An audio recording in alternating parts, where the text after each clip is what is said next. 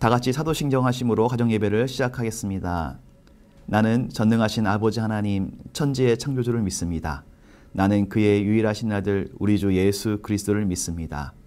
그는 성령으로 잉태되어 동정녀 마리아에게서 나시고 본디오 빌라도에게 고난을 받아 십자가에 못 박혀 죽으시고 장사된 지 사흘 만에 죽은 자 가운데서 다시 살아나셨으며 하늘에 오르시어 전능하신 아버지 하나님 우편에 앉아 계시다가 거기로부터 살아있는 자와 죽은 자를 심판하러 오십니다. 나는 성령을 믿으며 거룩한 공교회와 성도의 교제와 죄를 용서받는 것과 몸의 부활과 영생을 믿습니다. 아멘.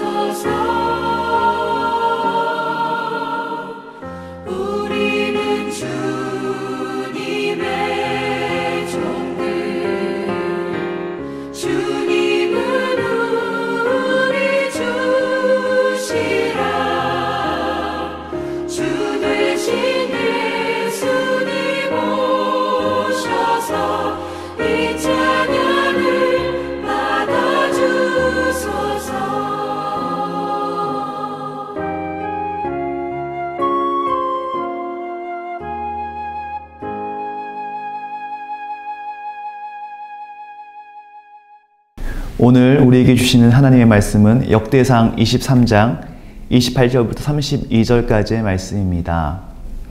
그 직분은 아론의 자손을 도와 여호와의 성전과 뜰과 골방에서 섬기고 또 모든 성물을 정결하게 하는 일, 곧 하나님의 성전에서 섬기는 일과 또 진설병과 고운 가루의 소재물, 곧 무교 전병이나 과자를 굽는 것이나 반죽하는 것이나 또 모든 저울과 자를 막고 아침과 저녁마다 서서 여호와께 감사하고 찬송하며 또 안식일과 초 하루와 절기에 모든 번제를 여호와께 드리되 그가 명령하신 규례에 정한 수요대로 항상 여호와 앞에 드리며 또 회막의 직무와 성소의 직무와 그들의 형제 아론 자손의 직무를 지켜 여호와의 성전에서 수종드는 것이더라. 아멘. 오늘 저는 변함없는 성실함이라는 제목으로 하나님의 말씀을 전하도록 하겠습니다. 역대기 23장은 다윗이 솔로몬을 통해서 여호와 하나님의 성전을 건축하게 하고 또 레위 자손들을 모아서 조직을 만들고 각각의 역할을 분담하고 직무를 맡기는 내용에 관한 것입니다. 특히 1절 말씀을 보면 다윗이 나이가 많아 늙음에라는 표현이 나옵니다. 그러니까 이 모든 일들이 다윗의 노년의 때에 이루어지는 일들이라는 것이죠. 여기서 우리는 다윗에게 크게 배울 점이 있습니다.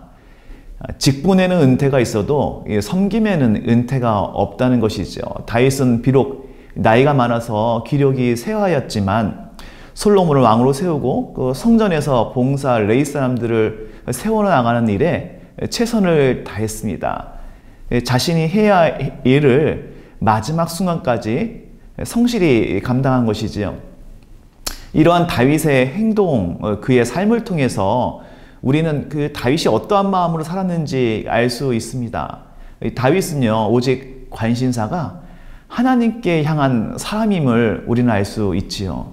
그는 젊었을 때도 또 늙어서도 끝까지 하나님만을 바라봅니다. 늙어서도 자신이 할 수 있는 일, 또 그리고 해야 하는 일을 끝까지 책임지고 합니다. 성전을 세우고 지키고 시스템을 갖추고 또 하나님께 감사 올려드리는 일, 예배 올려드리는 일, 이것에 최선을 다합니다. 다윗은 이게 전적으로 하나님만을 생각했던 그 사람이죠. 그는 모든 백성의 평강이 하나님께로부터 오는 것을 알았던 사람이기 때문에 그랬습니다. 이렇듯 우리도 하나님을 바라보는 다윗과 같은 영적 집중력을 가져야 할 것입니다. 혹시 나는 나이라든지 어떤 상황을 핑계대면서 자꾸 그 뒤로 물러나고 있지는 않습니까? 혹은 예전같이 섬길 수 없다 할지라도 내가 할 수 있는 일, 또 내가 감당해야 할 일은 무엇일까요? 바라기는 다윗처럼 언제나 어디서나 하나님을 바라보는 우리 모든 가정의 구성원들 되시기를 주의 이름으로 축원을 드립니다.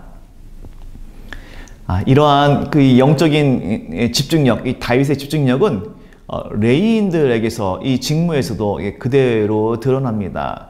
사실 지금 굉장히 바뀌는 상황입니다. 이제 성전을 짓는 순간 더 이상 그동안 성막을 이동하는 일을 주로 했었던 레위인들의 일자리가 사라지는 거예요. 전통적인 일자리가 사라지는 것이죠. 더 이상 성막을 이동할 필요가 없기 때문에 그동안 레위인들은 사실 성막과 기구를 운반하는 것이 주된 직무였거든요. 그런데 이제 이런 일이 사라지니 그들은 혼란스러워할 수도 있고 나태할 수도 있습니다. 그런데 이제 그들이 직무가 새로워집니다. 대제사장을 도와서 성물을 정결하게 하고 이제 성전을 관리하고 또 무교병이나 과자를 굽거나 반죽하는 일들, 다른 직무로 다양하게 바뀌어 나가고 있는 것입니다. 그러니까 이처럼 섬김의 형태는 사실 얼마든지 바뀔 수가 있습니다. 그러나 레위인의 이 직무에서 볼 수 있듯이 섬김의 자세 그리고 섬김의 내용의 본질에는 변함이 없고 우리는 그것을 바라봐야 한다는 것입니다. 여기서 가장 핵심되는 구절이 오늘 본문 30절 말씀입니다. 30절 말씀에 보니까 아침과 저녁마다 서서 여호와께 감사하고 찬송하며 했습니다. 아침과 저녁마다 여호와께 감사하고 찬송하는 이 예배, 이것이 본질이라는 것이지요. 사실 이스라엘 백성은 우리가 다 잘 아는 것처럼 하나님께로부터 특별한 사명을 받은 민족입니다. 그것은 열방을 위한 제사장 직분의 사명이죠. 출애굽기 19장 5절에서 6절 말씀에 보면은 세계가 다 내게 속하였나니 너희가 내 말을 잘 듣고 내 언약을 지키면 너희는 모든 민족 중에서 내 소유가 되겠고 너희가 내게 대하여 제사장 나라가 되며 거룩한 백성이 되리라, 이렇게 말씀하셨습니다. 그러므로 이스라엘 되게 한 것은 사실 제사장 직분을 감당하는 것입니다. 그리고 그 핵심에 레위인이 있죠. 왜냐하면 레위인은 하나님께 나아가는 그 중간 역할인 그 제사, 예배를 담당하는 자들이었기 때문입니다. 예배가 없는 이스라엘은 더 이상 이스라엘이라고 할 수 없기 때문에 그 핵심에 있는 레위인의 역할은 정말로 중요했던 것이죠. 그러므로 이스라엘의 역사 전체적으로 살펴보게 되면은 레위인이 예배를 온전히 드릴 때 이스라엘 백성 전체가 하나님의 은혜를 입었습니다. 그리고 레위인들 가운데에 평화가 있을 때에 이스라엘 백성 전체는 평화를 이뤘습니다. 또 레위인들의 삶이 불안정하고 예배가 불안정했을 때 이스라엘도 불안정했지요. 따라서 레위인의 삶의 자세, 또 예배자의 자세, 헌신자의 자세는 레위인들 자신뿐만 아니라 이스라엘 전체를 위해서도 또 세계 열방을 위해서도 중요했다는 것입니다. 이 본질을 놓치지 않아 있다는 것이죠. 그렇다면 오늘 사실 우리의 삶도 마찬가지입니다. 우리도 하나님 앞에서 예배가 축소되고 무시된다면 더 이상 성도라고 불릴 수가 없을 것이죠. 우리는 우리의 본질적인 사명을 결코 멈출 수가 없습니다. 우리는 오늘 다윗이 그랬던 것처럼, 레위인들이 그랬던 것처럼 상황과 어떤 변화되는 환경과 상관없이 하나님께 시선을 고정하고 집중하기에 힘써야 할 것입니다. 또 하나님께서 주신 예배의 사명을 위해서 최선을 다해야 할 것입니다. 또 변화되는 상황과 환경에 따라 우리의 맡긴 역할과 직무가 바뀐다 할지라도 그 본질에 있는 진정한 섬김, 또 헌신의 자세는 결코 변함이 없어야 할 것입니다. 이런 은혜와 결단이 있는 우리 모두 되시기를 주의 이름으로 축원을 드립니다. 이제 우리 함께 기도하도록 하겠습니다. 함께 기도할 때에 하나님, 우리 모두가 다윗처럼 언제나 하나님을 바라보게 하여 주시옵소서. 또한 우리에게 맡겨진 예배의 사명을 온전히 감당하고 우리의 상황과 환경 없이 최선을 다해 헌신하는 그 자세가 변함이 없도록 이끌어 주시옵소서. 이를 위해서 우리 함께 기도하도록 하겠습니다. 함께 기도합니다. 하나님 아버지, 우리 한 사람 한 사람을 붙잡아 주시옵소서. 우리의 시선을 고정시켜 주시옵소서. 늘 하나님을 바라보게 하여 주시고 우리의 한 사람 한 사람에 맡겨주신 예배자의 사명을 감당케 하시고, 아버지 하나님, 우리 한 사람 한 사람 변함없이 헌신하고 주님을 섬기고 주님의 몸된 교회를 섬기고 세계 열방을 위해 중보하는 우리 한 사람 한 사람이 될 수 있도록 주님 축복하여 주시고 함께하여 주시옵소서. 예수님의 이름으로 기도드립니다. 아멘. 주기도문으로 가정예배를 마치겠습니다. 하늘에 계신 우리 아버지, 아버지의 이름을 거룩하게 하시며 아버지의 나라가 오게 하시며 아버지의 뜻이 하늘에서와 같이 땅에서도 이루어지게 하소서. 오늘 우리에게 일용할 양식을 주시고 우리가 우리에게 잘못한 사람을 용서하여 준 것 같이 우리 죄를 용서하여 주시고 우리를 시험에 빠지지 않게 하시고 악에서 구하소서. 나라와 권능과 영광이 영원히 아버지의 것입니다. 아멘.